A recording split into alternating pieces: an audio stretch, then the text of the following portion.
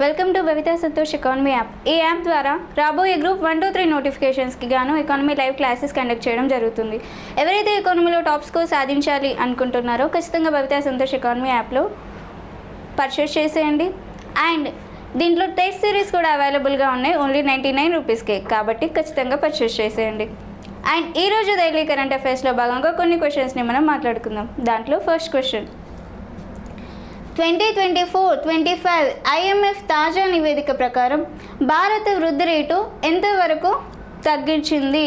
24-25 international monitoring fund తాజా నివేదిక ప్రకారం భారత వృద్ధి రేటు ఎంతవరకు తగ్గించింది? భారత వృద్ధి rate GDP, gross domestic product, the final value of goods and services that are produced in the boundaries of particular country in a given financial year called as GDP. మన ఒక దేశ భౌగోళిక సరిహద్దులో అంతిమ వస్తు సేవల ఉత్పత్తిని మనం జీడిపి అంటాం. మరి ఆ జీడిపిలో భారత్ ఎంత వృద్ధిని తగ్గించింది, ఆ భారత్ ఎంత వృద్ధి రేటును తగ్గించింది అని 24-25లో IMF వారు వివరించారు లేదా వెల్లడించారు. అంటే 6.2%కి 6.24% తగ్గింది అని వివరించడం జరిగింది. సెకండ్, 2024-25 ఖాదీ మరియు గ్రామీణ పారిశ్రామిక సంఘం KVIC ఎన్ని కోట్ల టర్నోవర్ సాధించింది? ఖాదీ మరియు గ్రామీణ పారిశ్రామిక సంఘం, khadi village industrial corporation committee వీరు ఎన్ని కోట్ల టర్నోవర్ని సాధించారు? దీనికన్నా ముందు KVICని ఏ చట్టం ద్వారా ఏర్పాటు చేశారు అంటే 1956 చట్టం ద్వారా ఏర్పాటు చేయడం జరిగింది. మరి దీనికి సంబంధించిన అమలు అనేది 1957లో అమలు కావడం జరిగింది.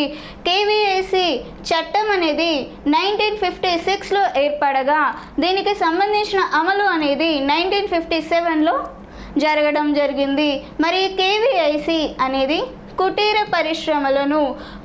పరిశ్రమలను ప్రోత్సహిస్తుంది.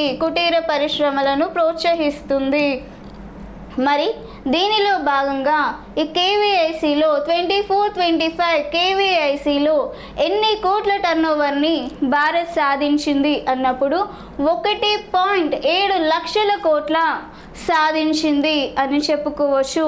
ఎన్ని కోట్ల టర్నోవర్ని సాధించింది? 1.7 లక్షల కోట్ల టర్నోవర్ని సాధించింది భారత్ అని చెప్పుకోవచ్చు. మరి ఈ టర్నోవర్లో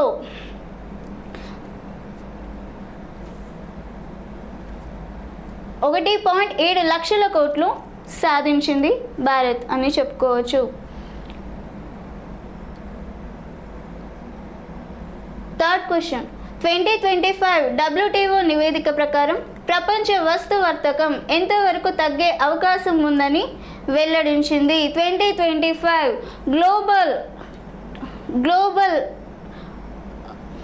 global trade outlook and statistics నివేదిక ప్రకారం ప్రపంచ వస్తు వర్తకం ఎంతవరకు తగ్గే అవకాశం ఉంది అని వెల్లడించారు.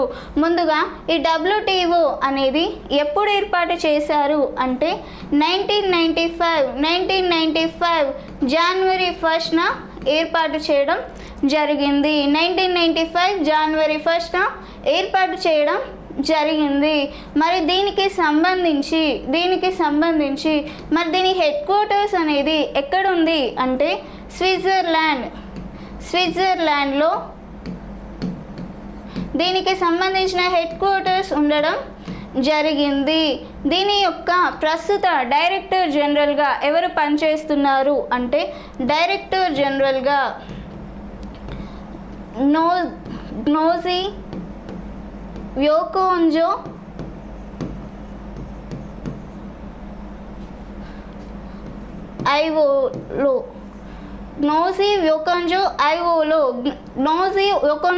ఐఓలో అనే డైరెక్టర్ జనరల్ ప్రస్తుతానికి WTOలో ఉండడం జరిగింది.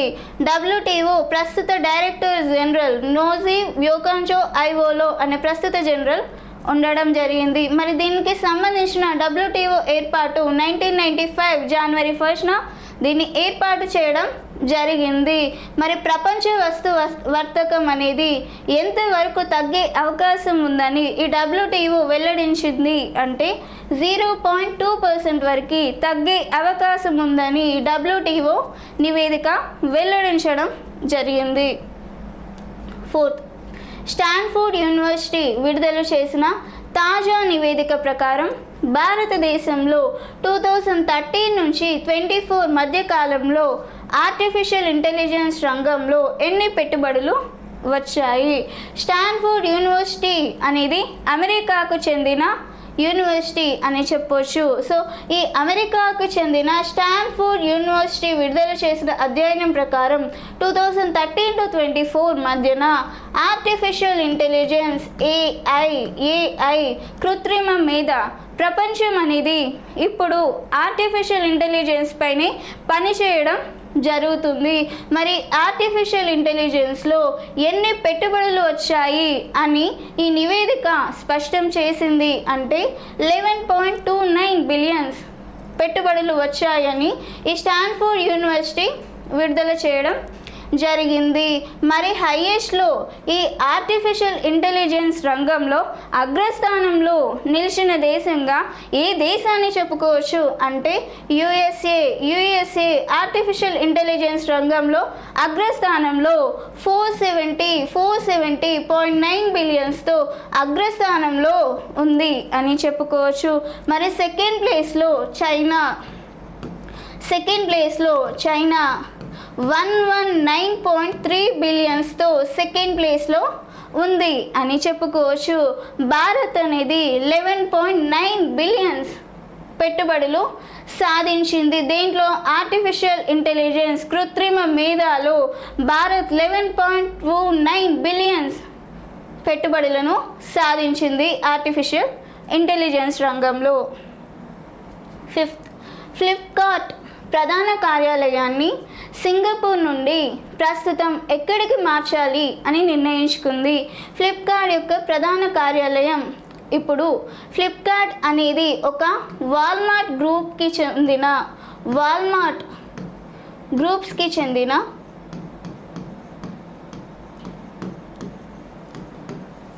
ఒక ఈ-కామర్స్ సంస్థ అని చెప్పుకోవచ్చు. ఒక ఈ-కామర్స్ సంస్థ. ఫ్లిప్కార్ట్ వాల్మార్ట్ గ్రూప్స్కి సంబంధించిన ఒక ఈ-కామర్స్ సంస్థ అని చెప్పుకోవచ్చు. మరి ఈ ఫ్లిప్కార్ట్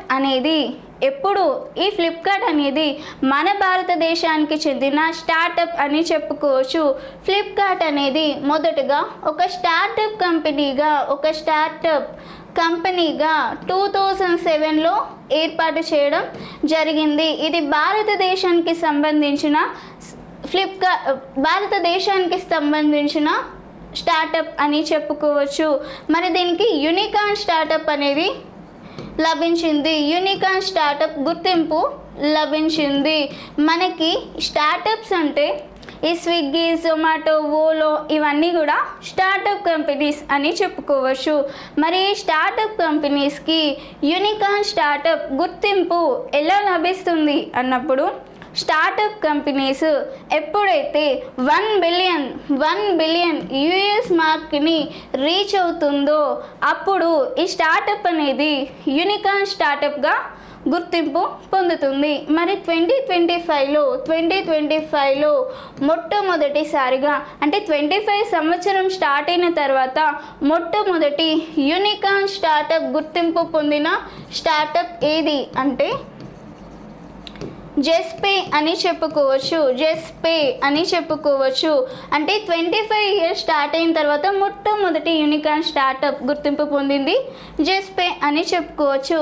స్టార్టప్ కంపెనీస్ ఎప్పుడైతే 1 బిలియన్ యుఎస్ మార్క్ని క్రాస్ అవుతుందో అప్పుడు దాన్ని యూనికార్న్ స్టార్టప్గా చెప్పుకోవచ్చు. ఈ ఫ్లిప్కార్ట్ అనేది యూనికార్న్ స్టార్టప్ గుర్తింపు పొందిన తర్వాత అంతర్జాతీయంగా కూడా గుర్తింపు పొందాలి అని ఫ్లిప్కార్ట్ అనేది భారత్ నుంచి సింగపూర్కి వారి ప్రధాన కార్యాలయాన్ని అప్పుడు మార్చుకుంది. అంటే భారత్కి చెందిన సంస్థనే అయినప్పటికీ అంతర్జాతీయంగా కూడా గుర్తింపు పొందాలి అన్న ఉద్దేశంతో భారత్ నుంచి సింగపూర్కి తన ప్రధాన కార్యాలయాన్ని మార్చుకుంది. మళ్ళీ ఇప్పుడు భారత్లో అవకాశాలు ఎక్కువగా ఉన్నాయి అన్న ఉద్దేశంతో సింగపూర్ నుంచి భారత్కి వారు మళ్ళీ వారి ప్రధాన కార్యాలయాన్ని మారుస్తున్నారు. సింగపూర్ నుంచి భారత్లో మళ్ళీ అవకాశాలు ఉన్నాయి అన్న ఉద్దేశంతో భారత్కి మరలా తన ప్రధాన కార్యాలయాన్ని మార్చనుంది. ఏది? ఫ్లిప్కార్ట్ అని చెప్పుకోవచ్చు. 6. ఐక్యరాజ్య సమితి ఆవిర్భావ తేదీ. ఐక్యరాజ్య సమితి 1945 అక్టోబర్ 24న ఆవిర్భావం జరిగింది. మరి ఇది ఆవిర్భవించే నాటికి దేశంలో 51 సభ్య దేశాలు ఉన్నాయి. 51 సభ్య దేశాలు ఉన్నాయి. దీంట్లో 51వ సభ్య దేశంగా ఏ దేశం ఉంది అంటే పోలాండ్. 51 సభ్య దేశంగా ఈ దేశం ఉంది, పోలాండ్. మరి ఇప్పటికీ ప్రస్తుతానికి సభ్య దేశాల సంఖ్య 193కు చేరుకోవడం జరిగింది. మరి 193వ సభ్య దేశంగా ఏ దేశం ఉంది అనంటే దక్షిణ సుడాన్ అని చెప్పుకోవచ్చు.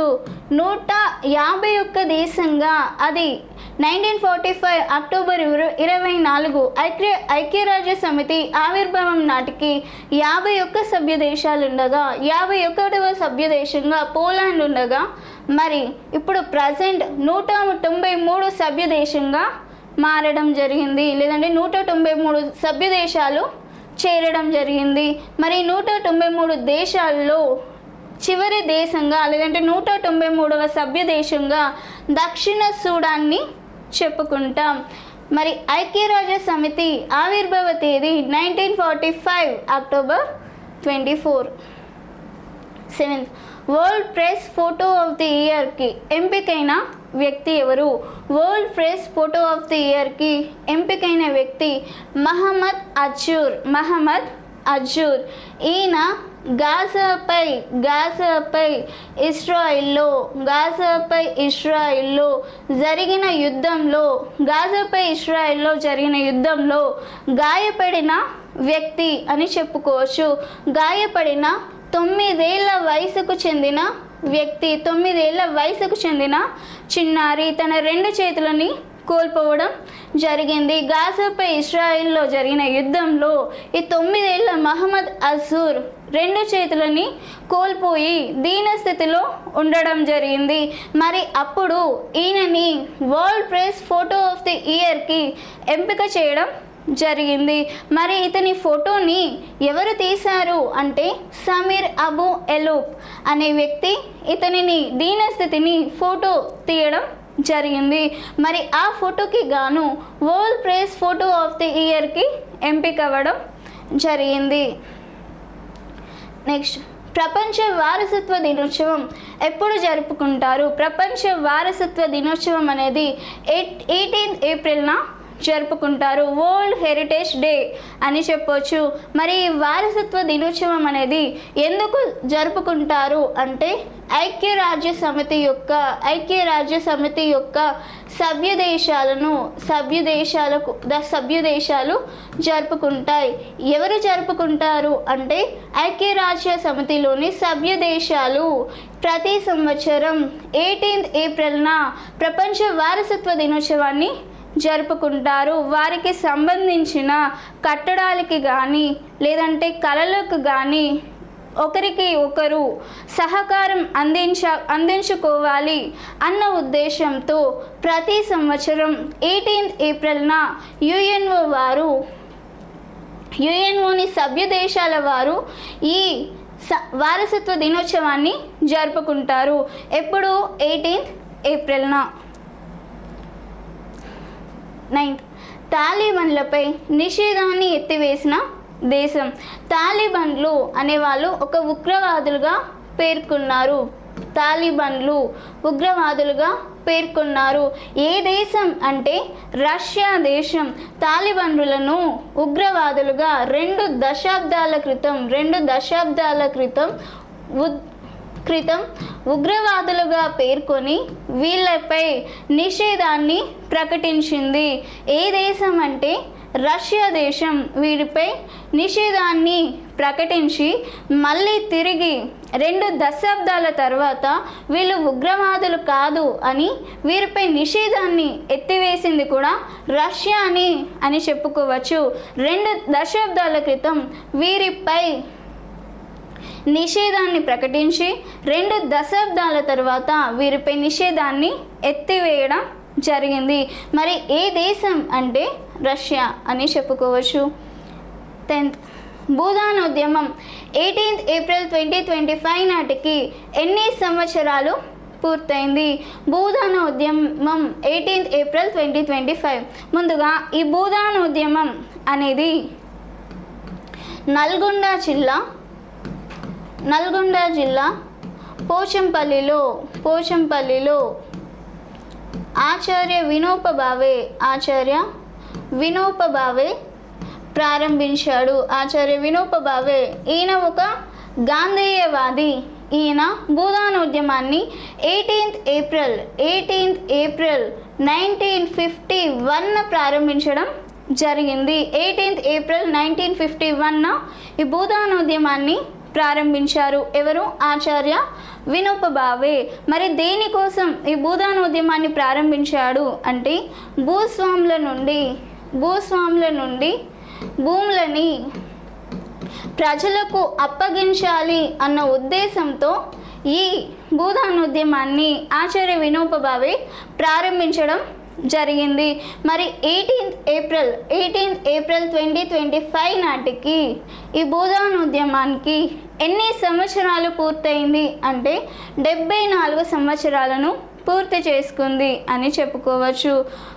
అండ్ నా క్లాస్ మీకు నచ్చుంటే ఖచ్చితంగా వీడియోని లైక్ చేయండి, వీలైనంత మందికి షేర్ చేయండి అండ్ ఖచ్చితంగా ఛానల్ని సబ్స్క్రైబ్ చేయండి. Thank you.